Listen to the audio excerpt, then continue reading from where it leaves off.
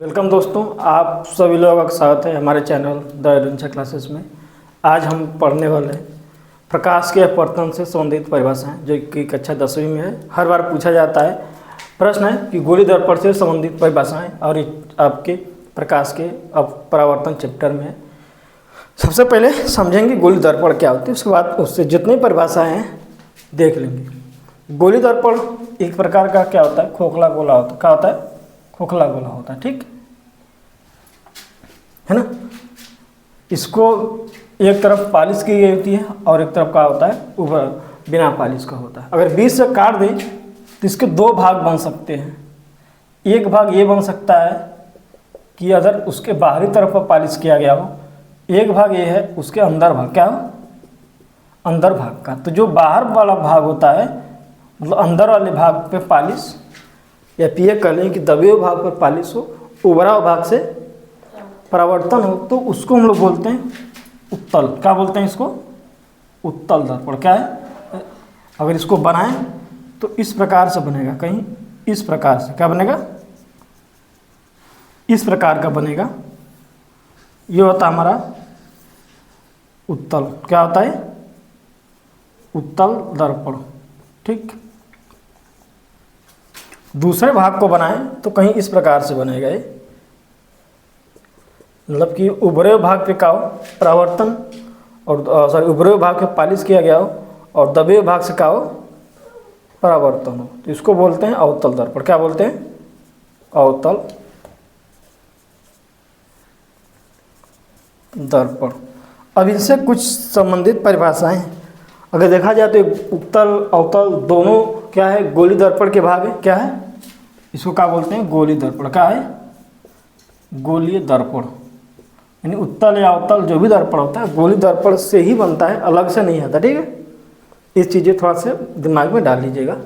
जिससे गोली दर्पण है, गोला है, तो यहाँ पर उसका केंद्र नहीं है, बीच में केंद्र है, ठीक। तो केंद्र शब्द का बार बार नाम लिया जाएगा तो आप समझ जाएगा कि क्या चीज़ पूछा जा रहा है ना। यहाँ तक समझ में आ गया होगा। मिटा देते हैं इसको।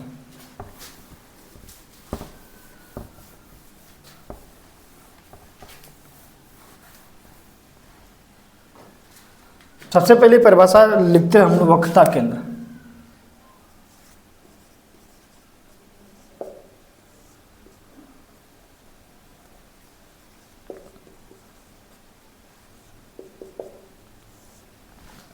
तो गोली दर्पण जिस खोखले गोले का भाग होता है, ये था ना खोखला गोला, गोली दर्पण जिस खोखले गोले का भाग होता है उस खोखले गोले के केंद्र को वक्रता केंद्र क्या कहते हैं। जैसे यहाँ पर था ना हमारा, ये बना ही लेते हैं बार बार, क्या बार बार मिटा है। ये क्या है? खोखला गोला है, उस खोखले गोले का ही केंद्र है यहाँ पर ना, उस खोखले गोले केंद्र को कहते हैं वक्रता केंद्र कहते हैं। लिखेंगे गोली दर्पण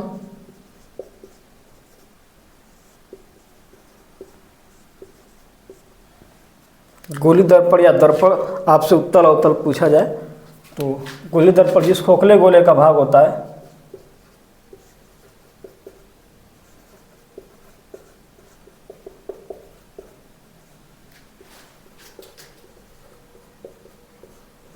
जिस खोखले गोले का भाग होता है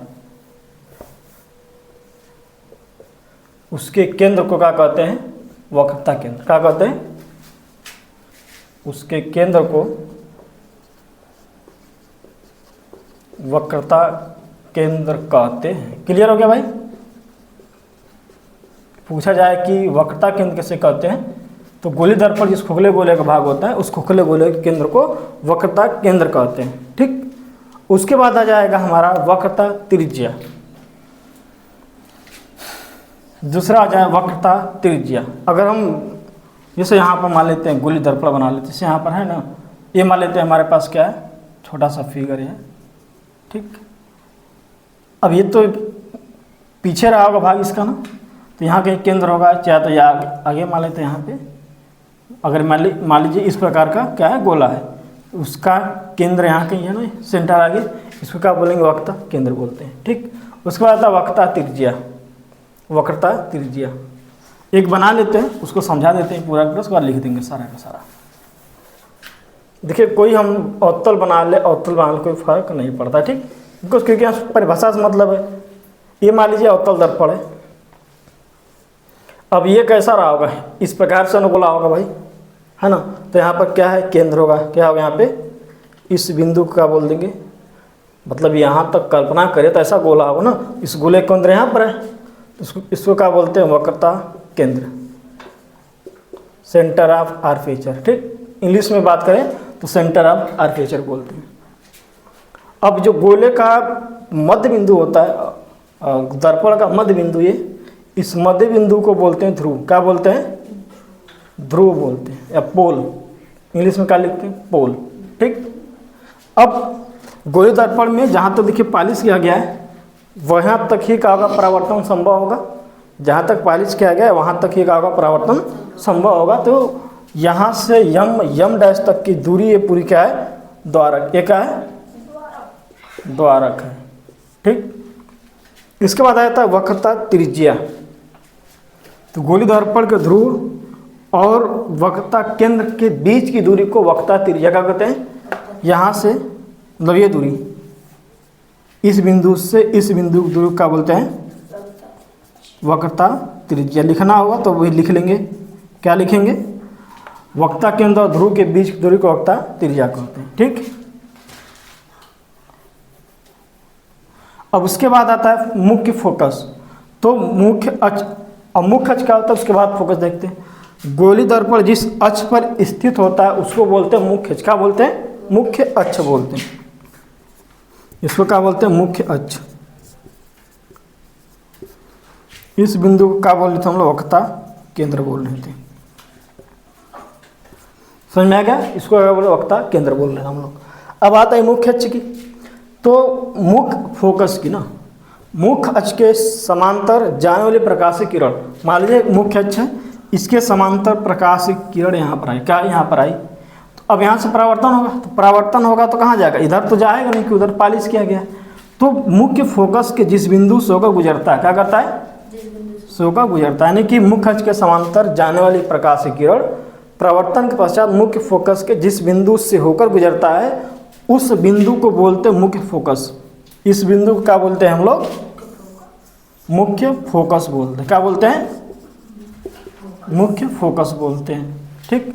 उसके बाद आती है फोकस दूरी, क्या है, फोकस दूरी। तो मुख्य फोकस और ध्रुव के बीच की दूरी को बोलते हैं फोकस दूरी।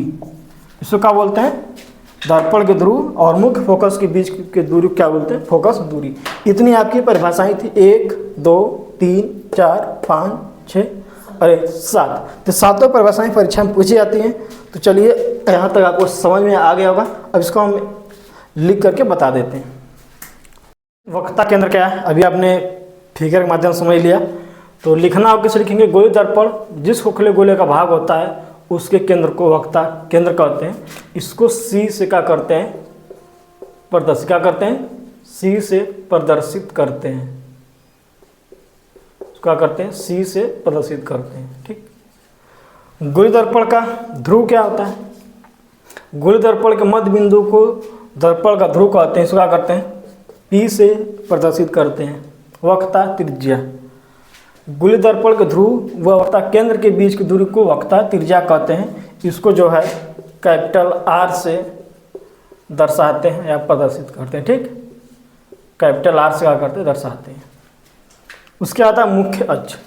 गोली दर्पण जिस अक्ष पर स्थित होता है उसे क्या कहते हैं, मुख्य अक्ष कहते हैं। अगला है द्वारक। गोली दर्पण के जिस भाग से परावर्तन संभव हो उसे दर्पण का द्वारक कहते हैं। फिर आता है मुख्य फोकस। मुख्य